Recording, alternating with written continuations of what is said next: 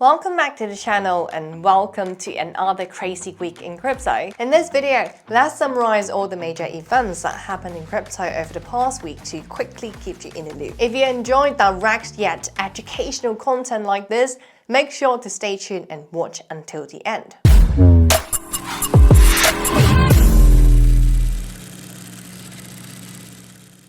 Alright, so let's get started with our first big news in the crypto space.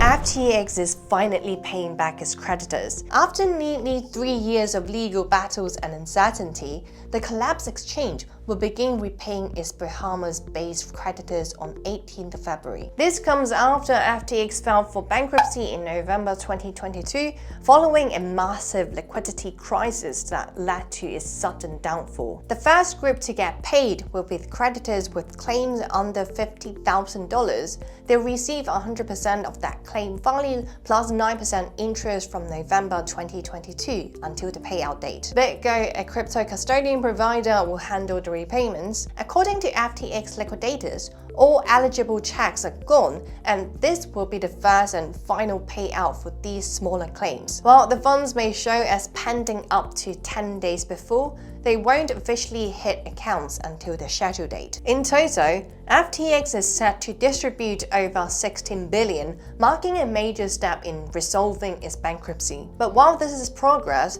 there's still uncertainty about whether Kraken will follow the same timeline. Meanwhile, the criminal cases tied to FTX collapse are wrapping up.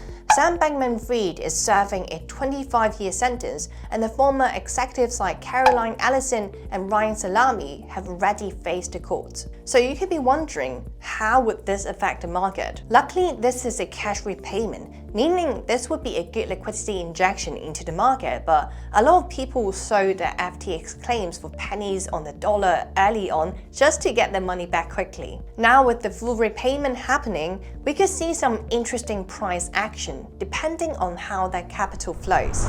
This week's biggest launch, Berachain, has officially gone live on the Mainnet and is bringing a massive airdrop with it. The bear-themed Proof-of-Liquidity blockchain went live on 6th of February, distributing 1.1 billion worth of Bear tokens to its community. This is a chain built to compete with Solana and Ethereum.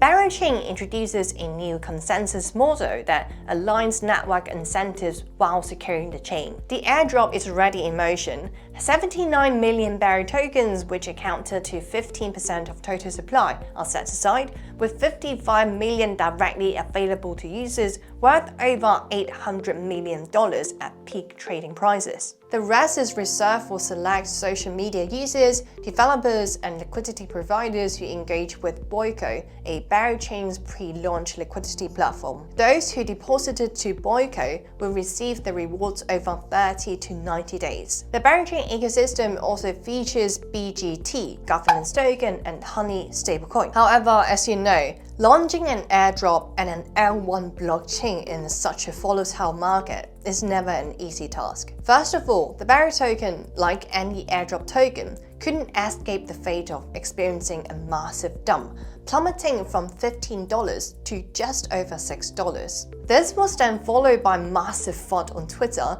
with some calling Berachain unnecessary. Critics argue that if you want to tweak the liquidity concept, you can just launch a new protocol rather than an entirely new blockchain. So is this just noise, or do these criticisms hold any truth? Well, we shall see. Next piece of news, we also have World Liberty Financial. The DeFi project linked to Donald Trump's family appears to have added tens of millions of dollars worth of Ether after crypto markets crashed over the weekend when the US president briefly imposed tariffs on Mexico and Canada. So Eric Trump, the president's third child, posted on Twitter on Monday, stating, "In my opinion, it's a great time to add ETH. You can thank me later." He later edited the post and removing the second sentence. On-chain data from Norton shows World Liberty Wallet received around 340 million in Ether between 18th of January and 1st of February before moving funds to Coinbase Prime. This sparked speculation that the project was selling, but its official X account denied it. Is this market manipulation? If they're not selling, why sending the funds to a centralized exchange, right? Meanwhile, regulators like the SEC have historically scrutinized crypto endorsements, especially when public figures hint at returns on investment. And despite being positioned as a DeFi lending platform, while Liberty isn't operational yet, its token movements and past purchase of niche assets have kept it in the spotlight, adding the ongoing debate around crypto, politics, and regulation. Meanwhile, Utah is close to passing a bill allowing public funds to be invested in Bitcoin and stablecoins, with only the Senate and governor approval left. Maryland and Kentucky joined the push, with Maryland proposing a Bitcoin reserve funded by gambling fines, and Kentucky aiming to invest state retirement funds in crypto ETFs while restricting CBDCs. Now, 22 states are advancing crypto investment bills, with Michigan and Wisconsin already holding crypto ETFs in retirement funds. The trend follows Trump's push for a national crypto reserve, though he hasn't officially endorsed a Bitcoin stockpile.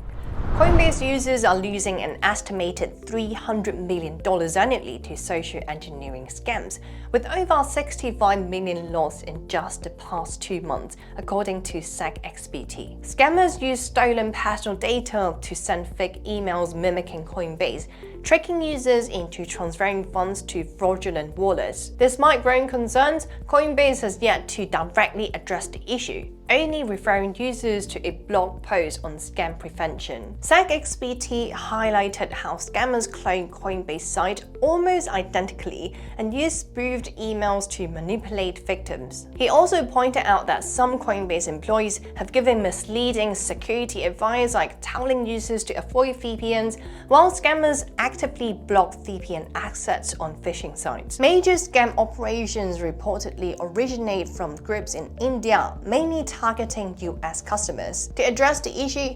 SegXBT suggested Coinbase make phone number inputs optional, introduce a restricted account type for new users, and improve scam prevention education. With billions in user funds at risk, security means a critical concern for the platform. Moving on, we also have a major rebrand from MicroStrategy. Now it's just called Strategy. The company says it's a natural evolution since they are all in on Bitcoin anyway. Along with the new name, they have dropped a fresh logo featuring the B Bitcoin, and the main color is now orange because, well, Bitcoin. If you have been following them, well, this isn't a shock for you. They started out as a software company back in 1989, but over the last 5 years, they've basically turned into a Bitcoin holding company. Last year, they even called themselves a Bitcoin strategy company, so this rebrand just makes it official. They're also dropping the Q4 earnings, and analysts think that they will report in net loss,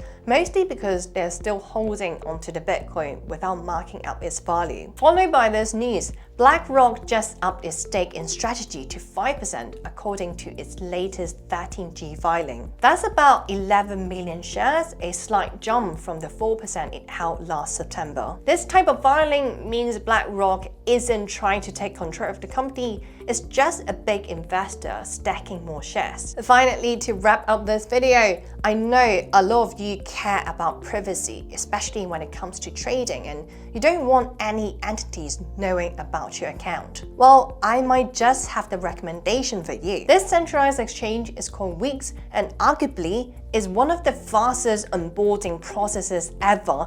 Literally just connect your email and you're good to go. Sign up using the link in the description box below to get 25 USDT back on your first $200 deposit into your future trading account. That's all for this week's update. Hope you enjoyed it. If you want more updates, make sure to follow me on Instagram and Twitter, and I'll see you guys very soon.